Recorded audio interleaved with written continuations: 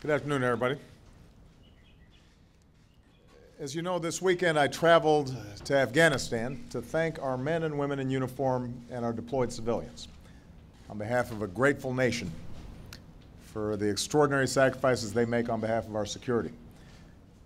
I was also able to meet with our commanding general and ambassador to review the progress that we've made. And today I'd like to update the American people on the way forward in Afghanistan and how this year we will bring America's longest war to a responsible end. The United States did not seek this fight. We went into Afghanistan out of necessity after our nation was attacked by al-Qaeda on September 11th, 2001. We went to war against al-Qaeda and its extremist allies with the strong support of the American people and their representatives in Congress, with the international community and our NATO allies, and with the Afghan people, who welcomed the opportunity of a life free from the dark tyranny of extremism. We have now been in Afghanistan longer than many Americans expected. But make no mistake, thanks to the skill and sacrifice of our troops, diplomats, and intelligence professionals, we have struck significant blows against al-Qaeda's leadership. We have eliminated Osama bin Laden, and we've prevented Afghanistan from being used to launch attacks against our homeland. We've also supported the Afghan people as they continue the hard work of building a democracy. We've extended more opportunities to their people, including women and girls, and we've helped train and equip their own security forces. Now we're finishing the job we started. Over the last several years, we've worked to transition security responsibilities to the Afghans. 1 year ago, Afghan forces assumed the lead for combat operations. Since then, they've continued to grow in size and in strength while making huge sacrifices for their country. This transition has allowed us to steadily draw down our own forces from a peak of 100,000 U.S. troops to roughly 32,000 today. 2014, therefore, is a pivotal year. Together with our allies and the Afghan government, we have agreed that this is the year we will conclude our combat mission in Afghanistan. This is also a year of political transition in Afghanistan. Earlier this spring, Afghans turned out in the millions to vote in the first round of their presidential election, defying threats in order to determine their own destiny. And in just over 2 weeks, they will vote for their next president. And Afghanistan will see its first democratic transfer of power in history. In the context of this progress, having consulted with Congress and my national security team, I've determined the nature of the commitment that America is prepared to make beyond 2014. Our objectives are clear: disrupting threats posed by al-Qaeda, supporting Afghan security forces, and giving the Afghan people the opportunity to succeed as they stand on their own. Here's how we'll pursue those objectives. First, America's combat mission will be over by the end of this year. Starting next year, Afghans will be fully responsible for securing their country. American personnel will be in an advisory role. We will no longer patrol Afghan cities or towns, mountains or valleys. That is a task for the Afghan people.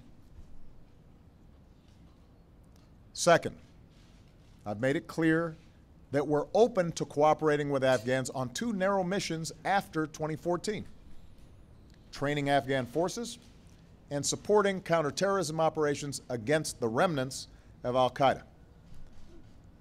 Today, I want to be clear about how the United States is prepared to advance those missions.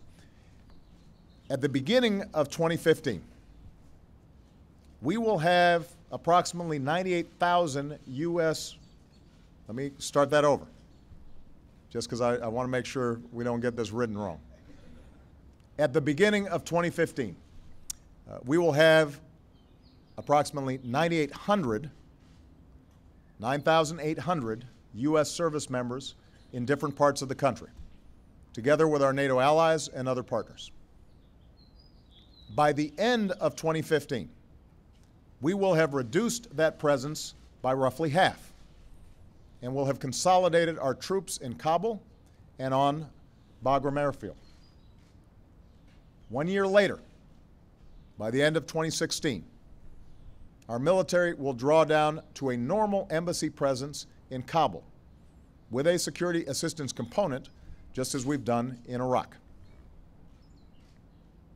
Now, even as our troops come home, the international community will continue to support Afghans as they build their country for years to come. But our relationship will not be defined by war. It will be shaped by our financial and development assistance, as well as our diplomatic support. Our commitment to Afghanistan is rooted in the strategic partnership that we agreed to in 2012, and this plan remains consistent with discussions we've had with our NATO allies. Just as our allies have been with us every step of the way in Afghanistan, we expect that our allies will be with us going forward. Third, we will only sustain this military presence after 2014 if the Afghan government signs the bilateral security agreement that our two governments have already negotiated. This agreement is essential to give our troops the authorities they need to fulfill their mission while respecting Afghan sovereignty. The two final Afghan candidates in the runoff election for president have each indicated that they would sign this agreement promptly after taking office. So I'm hopeful that we can get this done. The bottom line is, it's time to turn the page on more than a decade in which so much of our foreign policy was focused on the wars in Afghanistan and Iraq. When I took office, we had nearly 180,000 troops in harm's way. By the end of this year, we will have less than 10,000.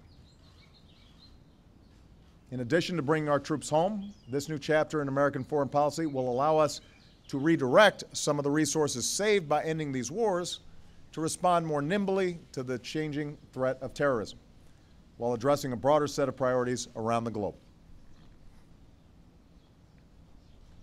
I think Americans have learned that it's harder to end wars than it is to begin them.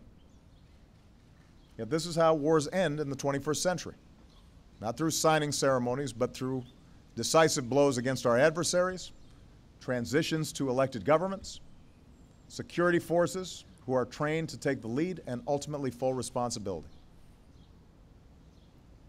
We remain committed to a sovereign, secure, stable, and unified Afghanistan. And toward that end, we will continue to support Afghan-led efforts to promote peace in their country through reconciliation.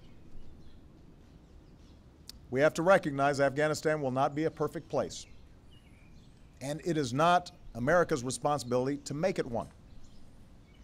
The future of Afghanistan must be decided by Afghans. But what the United States can do, what we will do, is secure our interests and help give the Afghans a chance, an opportunity to seek a long overdue and hard-earned peace. America will always keep our commitments to friends and partners who step up, and we will never waver in our determination to deny al-Qaeda the safe haven that they had before 9/11. That commitment is embodied by the men and women in and out of uniform who serve in Afghanistan today and who have served in the past. In their eyes, I see the character that sustains American security and our leadership abroad. These are mostly young people who did not hesitate to volunteer in a time of war. And as many of them begin to transition to civilian life, we will keep the promise we make to them and to all veterans and make sure they get the care and benefits that they have earned and deserve.